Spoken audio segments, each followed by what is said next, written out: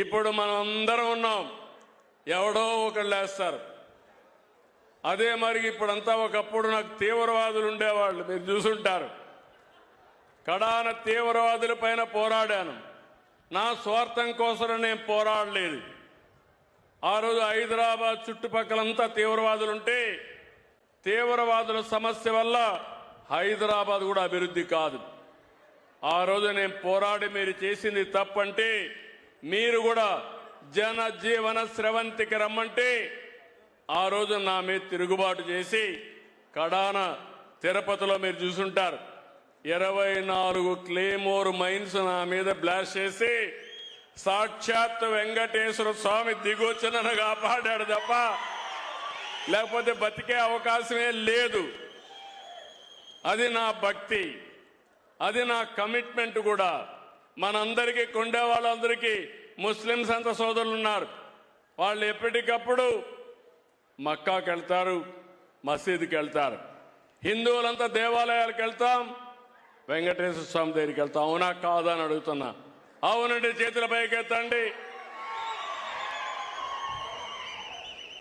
అలాంటి వెంకటేశ్వర స్వామికి అపవిత్రత చేసే పరిస్థితి వస్తే మీరు సహిస్తారా తమ్ముళ్ళు అని అడుగుతున్నా, సహిస్తారా అని అడుగుతున్నా. 5 సంవత్సరాలు కల్తీ అయిన గీ బాధేస్తుంది. అలాంటి గీ తీసుకొచ్చారు, మామూలు కెమికల్స్తో తయారు చేశారు. పేపర్లో వస్తే నాకే ఆశ్చర్యం వస్తూ ఉంది.